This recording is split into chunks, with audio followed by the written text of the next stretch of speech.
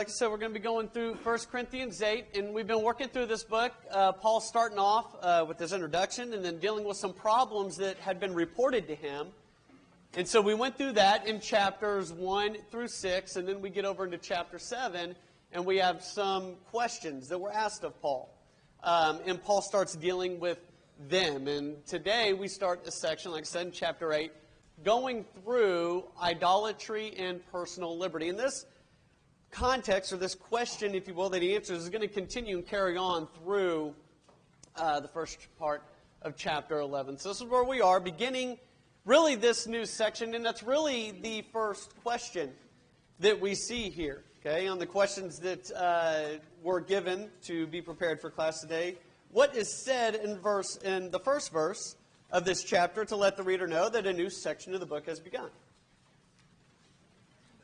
Now, concerning, right? So he says now, and, now going on to this, concerning, and then he points out the fact that he's starting this next section. Now, so the first part there, starting off in verse 1, now concerning things offered to idols. Okay, concerning things offered to idols. So, obviously, this is what he's going to be dealing with. Concerning things were offered to idols, there was a question that was asked. Now, he starts off here before he gets to answering some of these things, the questions they might have. He points out something in verses 1 through 3. Okay? And what would you guys say he is pointing out in verses 1 through 3? Now, concerning, moving on to this idea, things offered to idols, goes on and starts talking about knowledge and love. And we're going to get to that in a minute, but just kind of overall, what's he pointing out? Maybe that's my job as the teacher, right? Matt? That where he says knowledge puffs up, it's that pride. And if we are so looking inward at ourselves and how great we are and how much we know, but we don't have that love, we're missing the point. I definitely believe the one of the things that's pointed out in this section, and Matt's hitting it, I think, is that idea of knowledge. Now, let's say this on the front end. Is he condemning knowledge? No. Is he saying that we shouldn't? Absolutely not. But his point is you are to have knowledge and love, the two coincide with one another. If you have one without the other, there's a piece missing here. And clearly the brethren that he is dealing with, that he's calling out here, I believe, has the latter that they're missing, this love aspect. And we're going to get into that as we go throughout, and we're going to see why that is. Harry? The knowledge that he said they had is that the idol was nothing. They recognized that idol was a false god, had no power at all. That's right. So they recognize that the idol is a false god, has no power at all. And I believe, and I meant to ask Harry before class, this is what you're getting at with number 2, right? What is meant by the statement, we know that we have all knowledge, right? We know that we have all knowledge. Did they possess the proper knowledge of the idol? Yes, there were those that did, and that was one of the things that he points out, okay? So we're going to kind of see some of this as we go. And so I believe, like I said, that this section, verses 1 through 3, I put under this, with this title or heading, if you will, to kind of flow through an outline, the necessity of both knowledge and love. Verse 1, part A, like we said, concerning things offered to idols. And then verse 2, knowledge alone. The knowledge alone, okay, just having knowledge, it causes problems, and we're going to see why that is. Knowledge puffs up.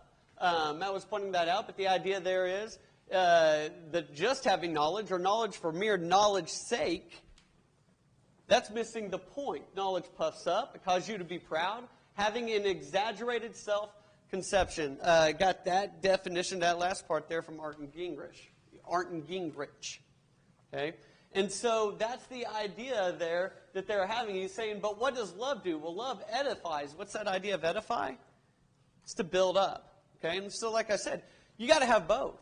Because is there a sense in which one can have knowledge of the fact, but yet not handle the teaching of that or anything of that nature in the right way? And in effect, they take a brother who they would otherwise need to be teaching properly and teaching them. It's not that the knowledge is wrong and doesn't need to be taught, because I believe that's one of the things that's pointed out throughout this context and throughout this 8th chapter. You have the knowledge. You need to teach others that knowledge, that there's nothing wrong with partaking of the meat, But you need to make sure that you have the right purpose in mind as you do it. What is your whole purpose?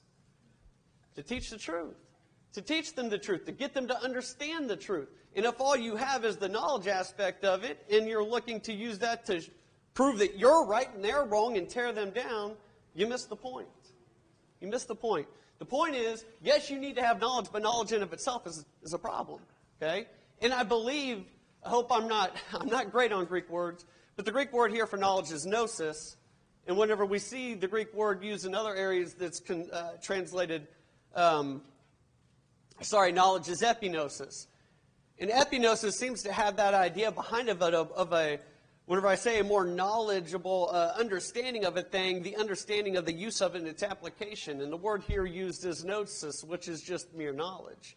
So they have the knowledge, which in of itself isn't wrong. What they need to do is make sure they have that application of that knowledge. They don't at this point. Anything else on that? Thank you, Jeremiah. I see a parallel with what Harry just taught in regard to sin. It's more than just a technical violation of law. Right.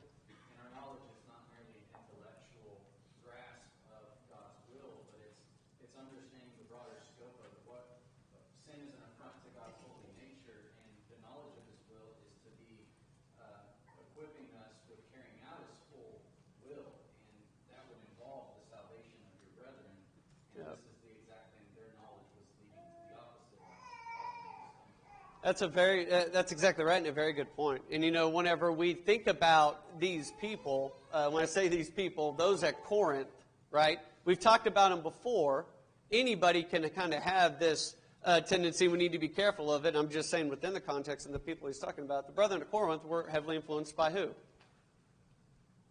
Or just the people in Corinth? The Athenians, right? What do we know about the Athenians from Acts 17? Whenever Paul was there. Yeah, many gods, right? They had all the idolatry and all that sort of thing.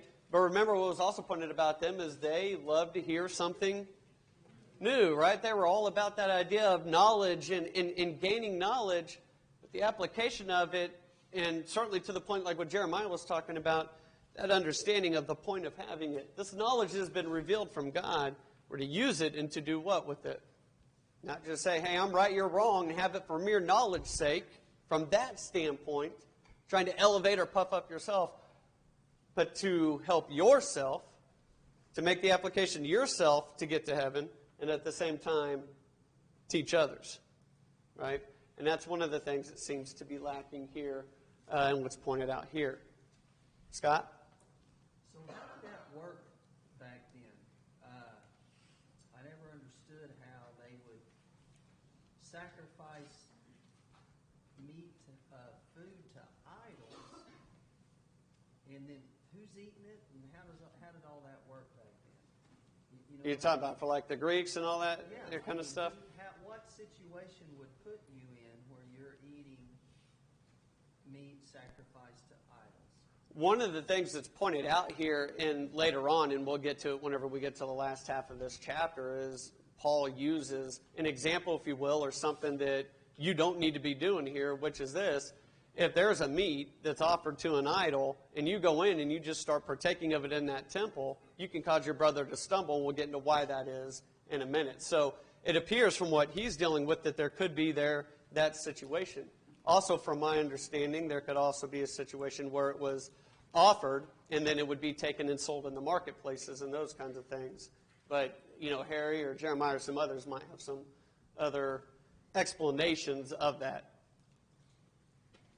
We have a map up at one time of Corinth that if you look at it, there's temples all around this open area that's sometimes called the marketplace, or what it was basically an open area where people could gather. And sometimes they'd offer a sacrifice to a false god, not because they really wanted to honor this false god, but it was a way of them celebrating something, like birthdays were done that way. Various other things would be that. And people would be invited to a feast, and all they would do is show up at the marketplace. Here's the sacrifice that had been offered in the temple, but it was served in the marketplace or in that open courtyard area. And in that kind of a sense, the people that are there don't know whether that has been offered to an idol or if it's just something that they've served up there before. And that's why you have, in some cases, they would say this is a feast of this idol.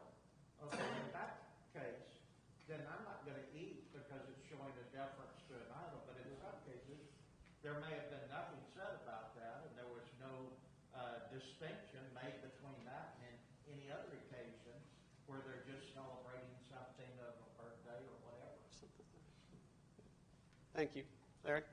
Yeah, just what Harry's saying, I've been listening to it, but like in Romans, or Revelation 2:14 and Revelation 2:20, where it talks about where they're condemned for eating things sacrificed to idols, is that the sense that he's talking about, that there were some situations where it was okay to eat, and then some situations that it's not okay to eat, including, of course, causing a brother to stumble. And I also think, of course, that they tie it to sexual immorality in Revelation. So I wonder what the exact difference might be. Where would there be? Where do you draw the line in their time? And how would we make an application? Harry? As soon as you were talking, I was like, go ahead, Harry. The book of Revelation has a different situation, really. The sacrifice to the idol or the false god was the emperor, because this is involved in emperor worship. And they would offer the incense that was there, and if they would offer the incense, then they were able to trade and do all of the things that were approved by the emperor. But Domitian at that time, it seems to me, was having the people say, if you won't acknowledge me as God, he gave himself the title Lord God Domitian. If they would not acknowledge him as God, then they had no right to do anything in a market or whatever else. And so it seems to be a little bit different situation in the book of Revelation than what you've got here in Corinthians. Good. Sorry, I just tapped my notes on accident, so I'm trying to pull them back up. Very good. Very good. Does that answer your question there? Okay. All right, so just for time's sake, so we kind of make sure we get through this, we see this, hear him pointing it out. He also points out in verse 3 something I think ties all this together. We are to love God, and doing so, we are known by him. And whenever I say it kind of ties it together, I believe it brings in and ties that idea, the fact that we are to both have love and knowledge. There isn't necessarily a separation of the two. Because whenever you love God, what are you to do? Keep his commandments, right? Right? So we are to know what is right and what is wrong if it has been revealed, and we can know that, right? We can come to that knowledge, so we're to keep that. So it's not like knowledge is completely thrown out the window, and we just have this idea of love like some might want to think of it, but the idea there is whenever you love God, you're going to keep his commands, you're going to love the brethren, you're going to do what you can to try to not only help the brethren in the brotherhood get to heaven, those who have been baptized, but also those in the world, you're going to teach them those things as well. Sharon? So did we answer the question on number 2? Did you go through that on your head? Because I'm wondering exactly what that means. We know that we have all knowledge. Okay. What knowledge is it talking about? All right, so number 2 there.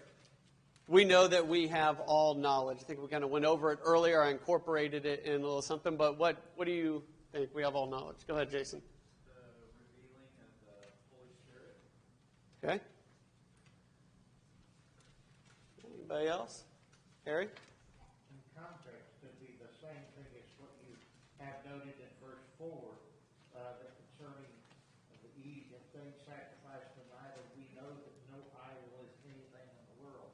That we all know that point. There's a difference between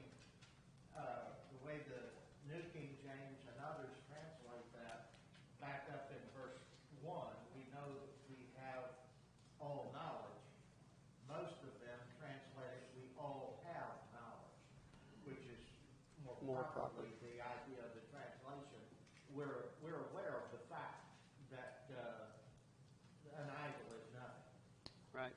And I think that that's something that as you have that there and then you continue to see what he talks about throughout, he starts off the section now concerning those things offered to idol. That's the context that we're in. We all have knowledge. All have knowledge of what? Of this fact, as you get down into verse 4 that Harry was talking about, that an idol is nothing. Now, as we're going to get into, there are some that it's going to point out, it's going to seem like there's a contradiction. There are some that don't have that knowledge and all these kinds of things. We'll get to that more in a minute. But we all have knowledge of what fact? That an idol is nothing. But as we're going to see, there's going to be some that have grown up as a result of their growing up and being part of the polytheistic Greek culture and religions that have some things that they have to work through as far as their conscience and the things offered to idols. Okay?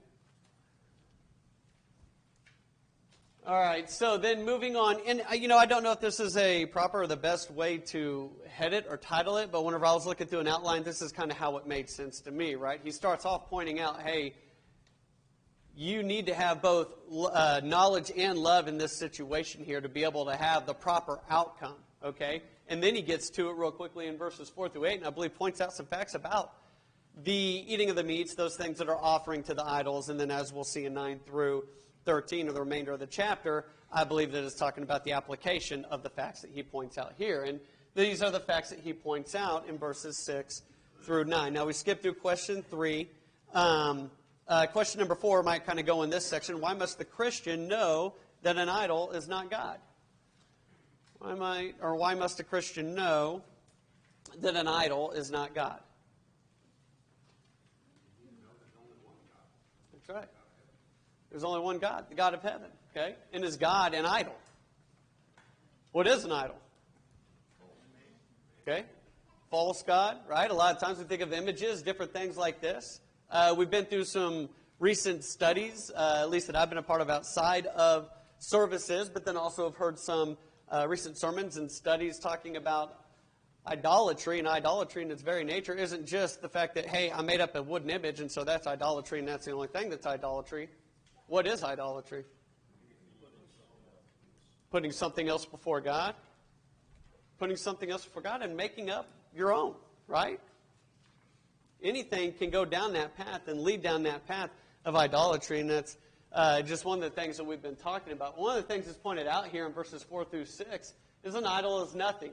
Starting in verse 4, there is one God. Okay, so he points out that fact. We know that there is one God. Therefore, concerning the eating of things offered to idols, we know that an idol is nothing in the world, and that there is no other God but one. Get into verse 5. For even if there is so-called gods, whether in heaven or on earth, as there are many gods and many lords. And I believe one of the things he's pointing out is, hey, some are going to claim that there's more gods, that there's other gods. And one of the things that's important there is to recognize the language used, many, right? Some claim there are many gods and lords and these types of things. We know that isn't the case. What's the truth of the matter? What's the fact of the matter? There's only one. Get back down into verse 6, or move on to verse 6, and I believe that point comes up again. There is one God. Okay? There's not multiple, but there is one. And so because of that, he's going to have, what's the conclusion regarding the eating of meats that are offered to an idol? Do they have any impact? Do they have any significance? No. It doesn't condemn us, right? Why? Because an idol is nothing. There's nothing there.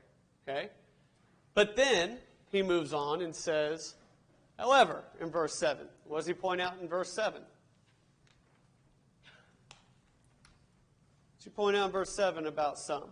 Some believe that the idols are God. Okay, so you have some that have this conscience of the idol, and their weak conscience is defiled by the eating of the meats to idols or to an idol. And this is due to their past life and meat being offered to an idol. You know, Harry, do you have something you want to say before I move on? Go ahead. Keep in mind that verse 7 is necessarily talking about Christians. I think primarily he's talking about those in the world when he says, howbeit it is not in all men that knowledge. The idea that all men versus those who he's been talking about of those Okay. among us. Here you have people that you're living among from day to day are going to be those that think there is something to an idol many times. Okay, so there, and that might be my misunderstanding through here. I didn't catch that when I was studying through it, and so here you'd think it'd be primarily, do you think there could be a sense, this is me asking a question, there could be a sense where Christians could be involved in that as well? Or is he just talking about those that are in the world? Maybe somebody who's very new, you know, Okay. that they That's right. hadn't really thought this thing through.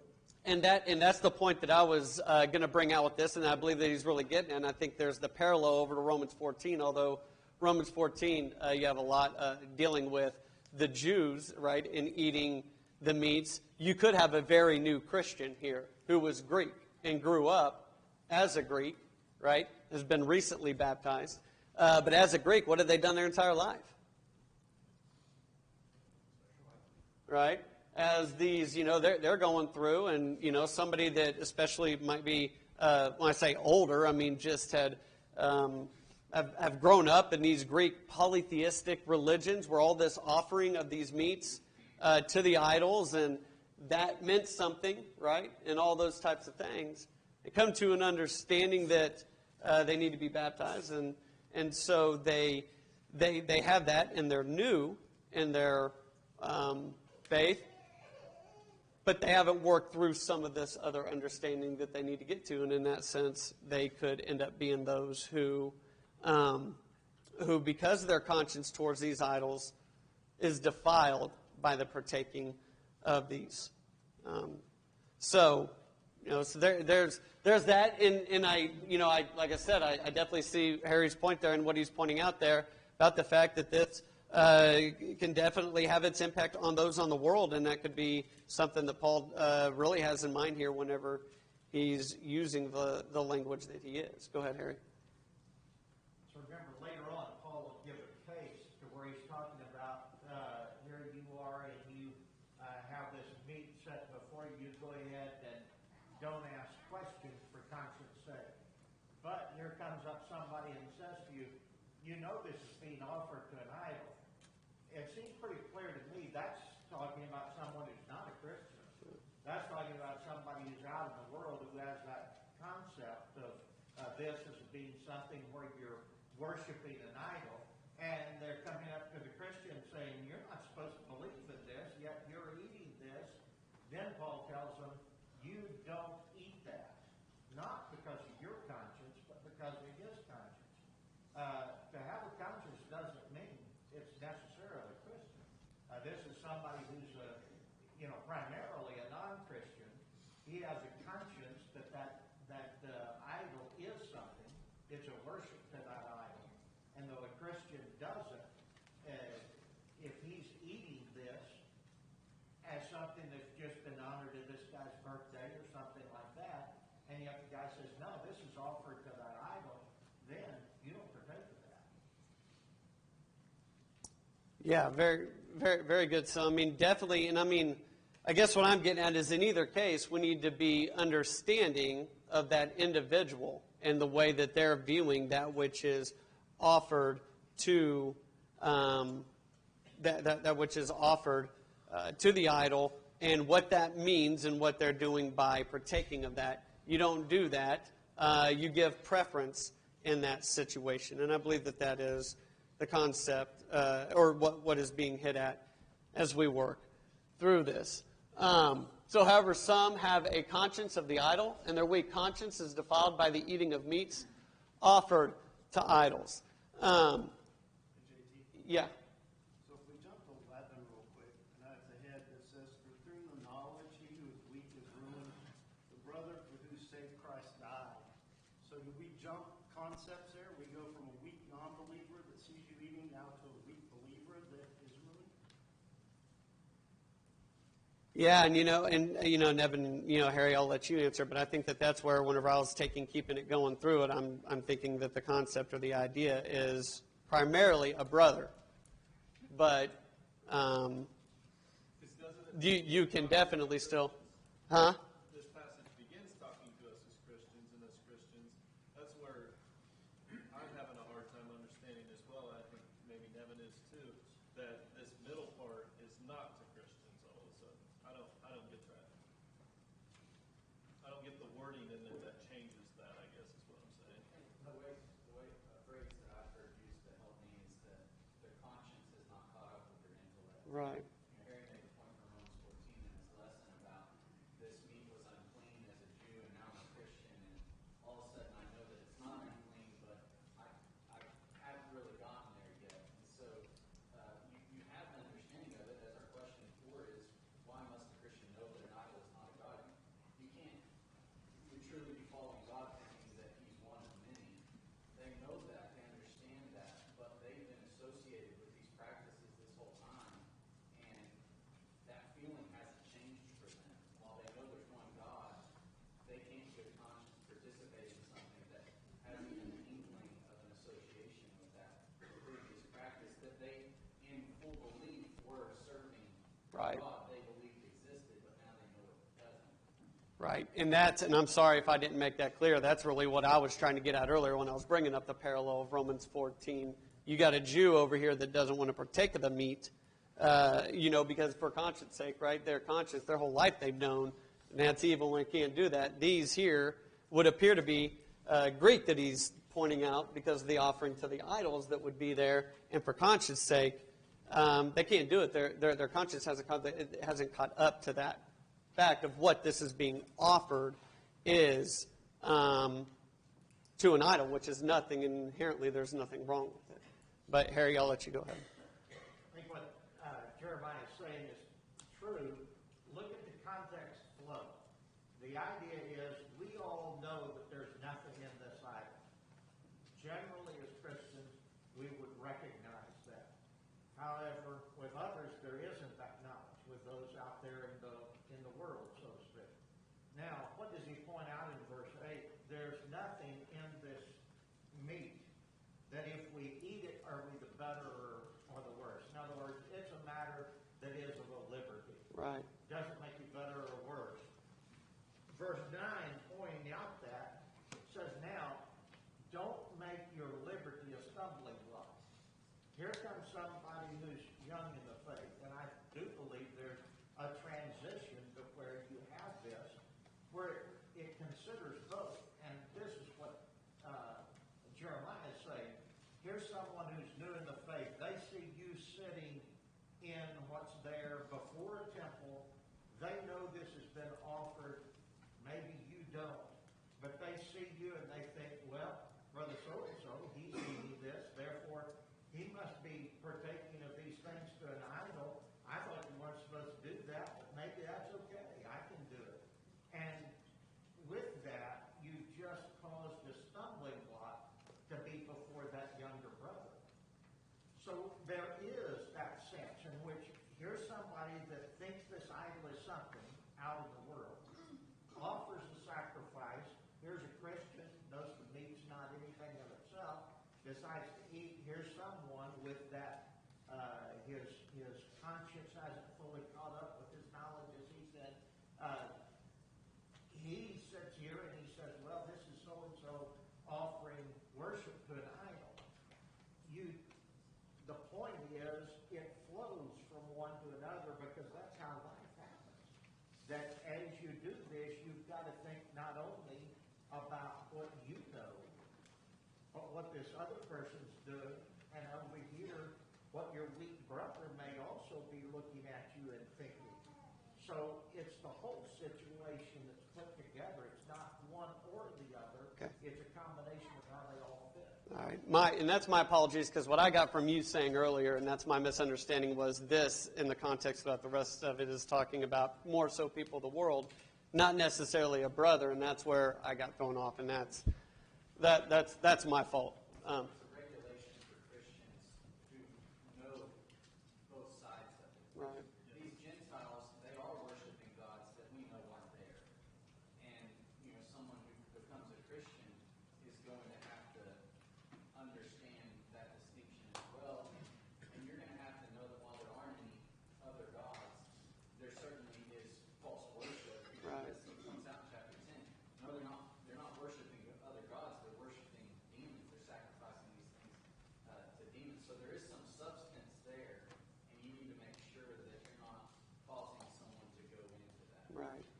Need to make sure that you're not causing one to stumble. Guys, I'm sorry. I know we got hands up, but what do I got, like 2 minutes left?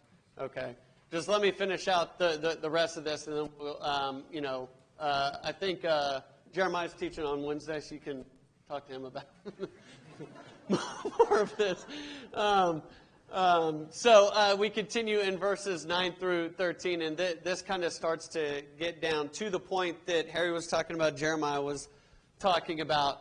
The application, I believe, of the facts, right? That there are those who have a conscience of the fact that this meat being offered is offered to an idol. Some believing that there are these various gods, many gods and lords, and then others that might be a weak brother who their conscience has not caught up with their knowledge yet. And as a result of that, what do we need to make sure that we're not doing? That we're not taking this liberty and cause a brother to stumble. Okay, we need to make sure that we're not doing that we're not partaking of it. There could be that sense where because of my knowledge of something, I'm like, well, I know that there's nothing to this. My knowledge puffs me up, and I'm just going to go and do it without thinking about how this has an effect on the cause, how it affects other brethren, how it affects, like what was being talked about with those of the world. We need to have that conscience of how does this liberty of mine, it's a matter of indifference to God, how does this affect those, or how does it affect the cause? And if it's going to be a stumbling block to those, then I'm going to let it go. I'm going to forgo it. And that's what's pointed out here. In verses 9 through 13, 10 through 11, pointing out that eating meat that has been offered to an idol can cause one with the conscience of the idol to eat the meat, violating the conscience. I believe that a text to bring into this that helps us understand the problem or issue with that is what Harry talked about in Romans 14:23. And in the interest of time, and Harry did a better job explaining it than I would, go back and go listen to that sermon in that point, because he explains what was going on there and the point that is there. Verse 12, when you do this, you sin against your brother and sin against Christ. This is a problem. You might have the knowledge, but if you don't have knowledge paired with love and you don't have that understanding of how to make that application of it and act and behave in the right way, you can cause one to stumble. You can cause your brother to sin because he partakes of that meat. But yet, what you end up doing, it's not an innocent action. You cause a brother to do something that he's not sure is right. That goes back to Romans 14:23. And then verse 13, if something is a matter of indifference to God, give preference and avoid it so you do not cause your brother to stumble. Avoid it and work to teach the truth. And as we talked about within the context, it could be more than just a brother, but you don't cause one to stumble. Instead, avoid it because it's a matter of difference. It doesn't matter to God whether you eat it or you don't. You're not the better, according to verse 8, which is the key to this whole section, because we're not talking about a matter of sin that we're just letting go. We're talking about a matter of indifference to God. And whenever that's the case, you let it go, avoid it, and work to teach them, remember, your purpose. All right. Chapter 9 will be up here after class. I thank everyone for your comments. Hopefully we'll work through that. If you have any questions or if you're confused about anything, you come up, talk to me, and we can try to help get those answered.